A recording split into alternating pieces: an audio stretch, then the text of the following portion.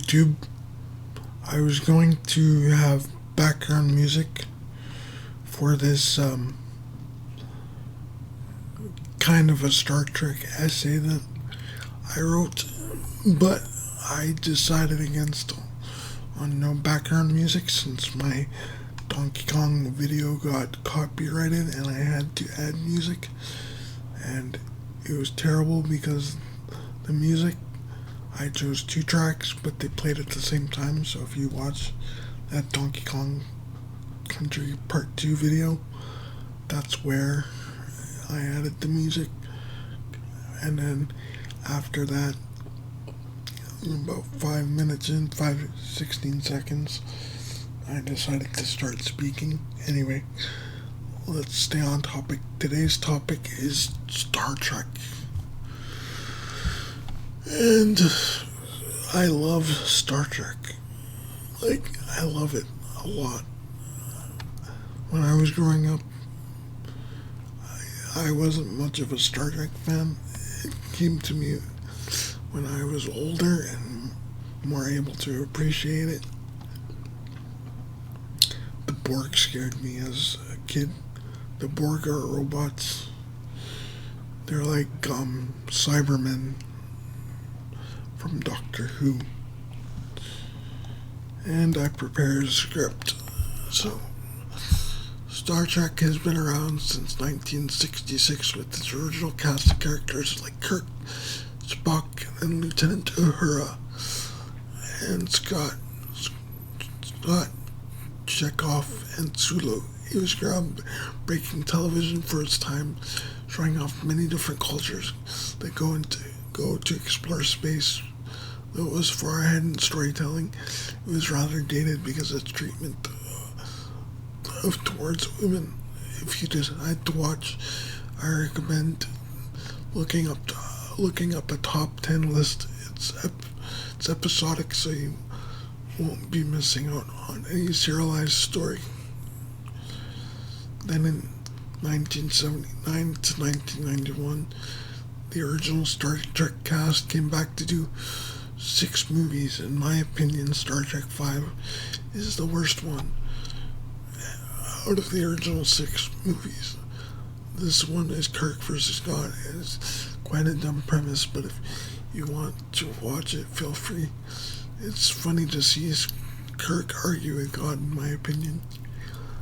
In 1987, the second iteration of Star Trek was created, starring a new cast, spearheaded by the great actor Patrick Stewart, Gates McFadden, Michael Dorn, LeVar Burton, and Brent Spiner and Murray Sturgis are very memorable characters. If you are going to watch the series, my only advice is to skip season 1, episode 4. It doesn't hold up very well. It depicts black people poorly, in my opinion.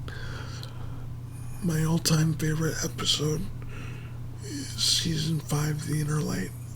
I like the story not featuring the Borg or any intense action scenes. I can remember vividly me and my dad sitting on the couch one morning, and he said, "I know you don't like Star Trek, but what did you think of that episode?" And I said,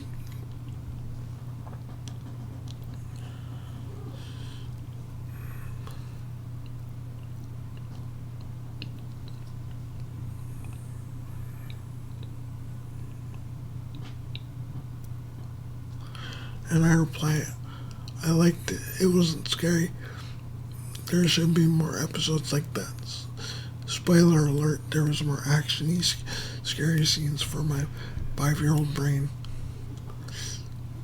You might be wondering when I got into DS9, when it was out or when it was streaming. The answer is when it was streaming. I can't remember the exact year, but I can remember my Star Trek journey being like this: Star Trek Voyager, then The Next Generation, then Deep Space Nine. When I first started watching Star Trek, my favorite show was Voyager. TNG was good. I first turned my nose up to DS9 because of its darkened tone. It wasn't a hopeful, empathic view of the future that Star Trek is known for, but rather a serialized story about the Cardassian occupation of Bajor. Bajor being a peaceful planet of farmers and agriculture, whereas the Cardassians are viewed as warlike tyrants and conquerors for military and political gain. Now, I know what you're thinking. Kirby Wordy hire Stephen Bear, who is the showrunner of DS9, is a Zionist and supports genocide.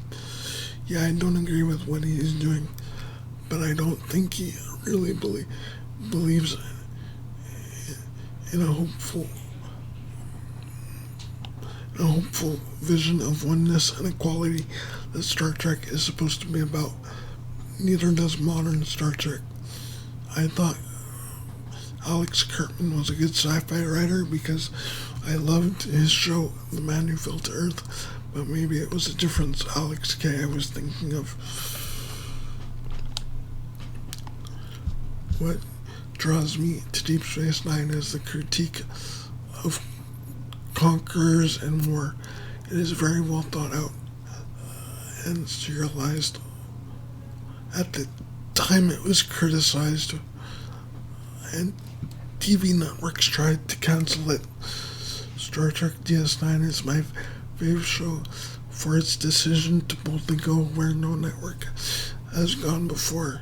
It's hard to pick a favorite episode, but I think my favorite episode is when Nog loses a leg and uses hologram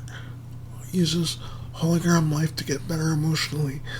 I often look back at my childhood to find strength as Nog does in that episode by going to the 50s. For those that don't know, holosuites and holodecks are computer-generated programs that can be generated by anyone. Think ChatGPT, but in the future. If you ask me what my favorite Star Trek character was, I'd say Robert Picardo as the Doctor. It is quite an accurate depiction of what it's like to be in a wheelchair.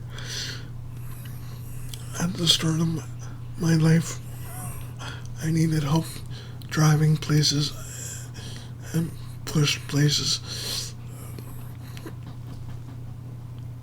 As wheelchair tech improved, I had the chance and the ability to gain independence. I hope you liked this essay, and I hope I wasn't reading too fast. If you can always add subtitles.